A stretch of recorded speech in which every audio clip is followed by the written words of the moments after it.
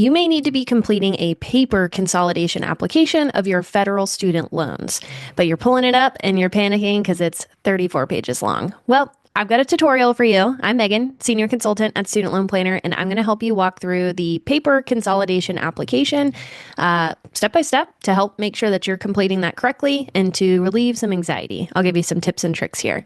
Let's jump in. This consolidation application could be found, you could see the browser right here, or you could find this on the studentaid.gov website. There's an English and a Spanish version. It has the instructions in section 1. Complete this with a pen if you're writing in information, not pencil. And if you want to do a PDF filler, that's fine too, but I would recommend the signature still be a physical signature with a pen.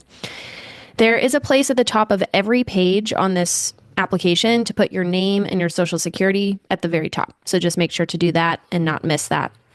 Section 2 is where you would put the location that you are sending this application.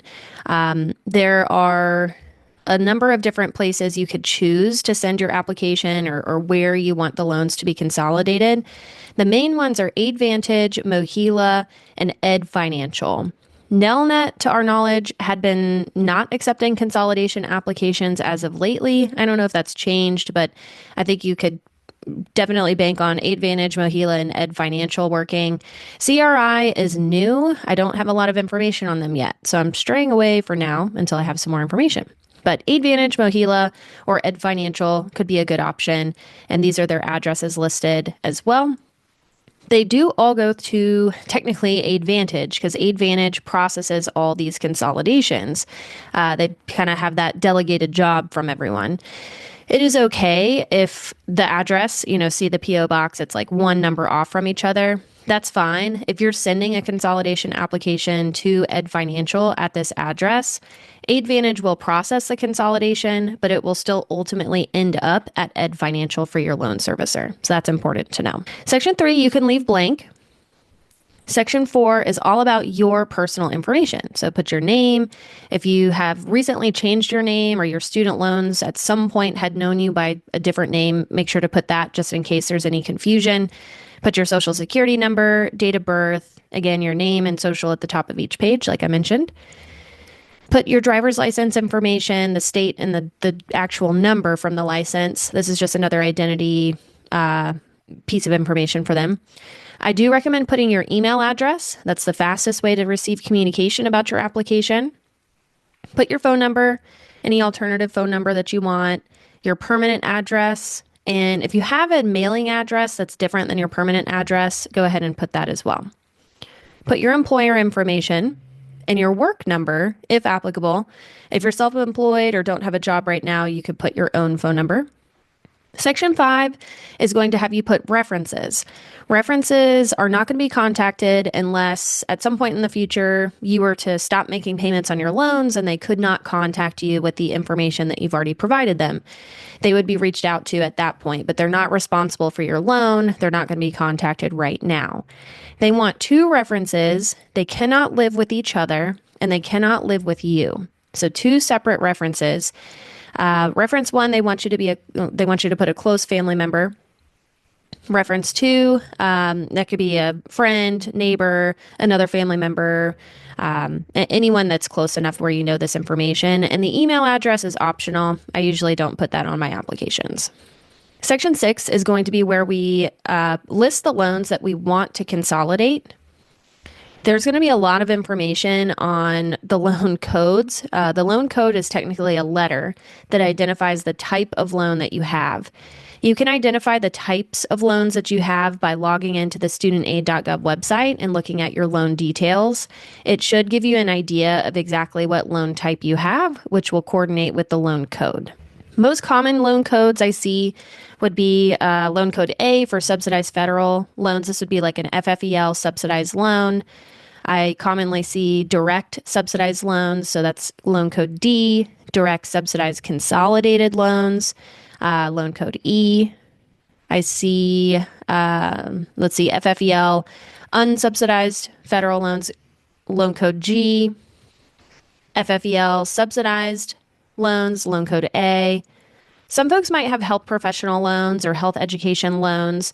These will not show up on your studentaid.gov account, but they are eligible for consolidation with your federal student loans. Some folks don't know that. So there is a loan code for those if that is applicable to you if you want to consolidate those in with your federal loans.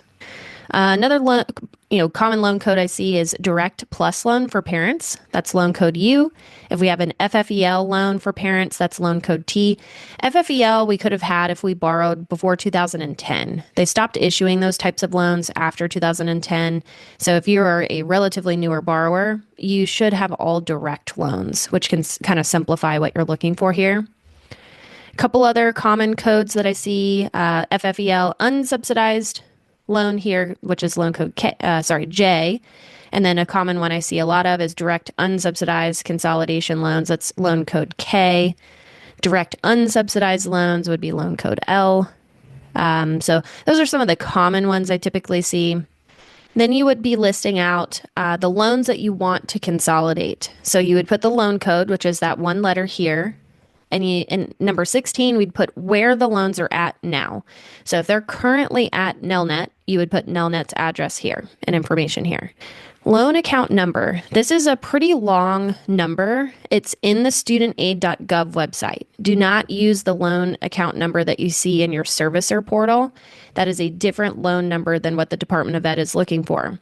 Loan account number, usually you'll see it start out, or it actually is it starts with your social security number or the child's social security number of who the loan was borrowed for.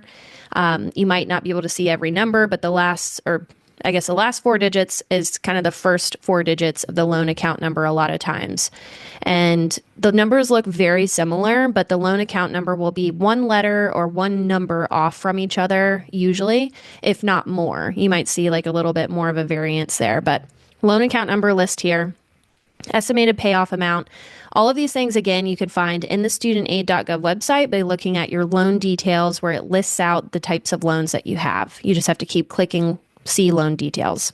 You can also attempt to try to do the online consolidation application. It lists it out for you nicely as well, but sometimes I know they close down the online application. That might not be an option. Item 19 asks if you are in a grace period and you want to continue to stay in that grace period, or if you want them to process your application now. Typically, it makes sense to have them go ahead and start processing this application now because it still takes 30 to 90 days for them to get through this. It says, 30 to 60 days here, but I see consolidations typically taking 30 to 90 days. So probably leave this expected grace period end date blank unless you do want to just ride out that grace period. Section 7 is going to list the loans that you do not want to consolidate. There are a number of reasons why you may not want to consolidate certain loans. For example, if you have Parent Plus loans, you probably do not want to consolidate those with your existing loans because Parent Plus loans only have access to an income-driven plan called income contingent repayment. So if we consolidate Parent Plus loans with our own loans, we taint our own loan file with only having access to that one income-driven plan. There are a number of strategies around how to get access to other income-driven plans if we have Parent Plus loans. That's for another video. Check out double consolidation. But there may be reasons that we want to leave loans out. So same thing here. We want to list the loan code of the loans we're leaving out, where the loans are at now, their account number, and the current balance. This could be left blank if you are consolidating everything, and that could be okay too. Section 9 will talk about the repayment plan to select, gives you some instructions on selecting a repayment plan. Section 10 is just basically explaining that all this information is accurate to your knowledge. And then on page 14 of the 34 pages, that's where you would sign and date. This, I do recommend being a physical signature, not a typed signature. Then pages 15 through 34 are the instructions or additional definitions, terms and conditions. You do not have to complete these pages and you do not have to send these pages in if you're mailing this application or if you're uploading this application to your servicer. Now, if you need to apply, you do need to apply for a repayment plan, What I typically suggest is submitting a paper application in addition to this consolidation application. If we're applying for a standard repayment plan or just an amortized option, this is the application we would want to use. Pretty straightforward, has borrower information to start. Make sure your name and social security number is at the top of each page. If you want all the loans to be on that standard repayment plan or that amortized plan, you'd check this first box. If not, if you've got other loans that are going to stay on an income-driven plan, you could select that second box. Then it'll ask which amortized repayment plan do you want to go on. We have the standard plan, which technically is 10 years, but if we're consolidating our loans and our balance is greater than $60,000, it could spread out as far as a 30-year repayment timeline. Graduated would mean that every 2 years, that payment increases on you. So it starts out really low, and then every 2 years, that payment increases from there. Extended fixed payments, this would be a 25-year plan. Extended graduated payments, this would be a 25-year plan as well, but with those graduated payments that we were talking about, where it increases every 2 years. Then there's a place for just Section 3, borrower understanding, certifications, and authorization, where you would sign and date. If you're submitting an income-driven application, check out my next video later on in the article about that.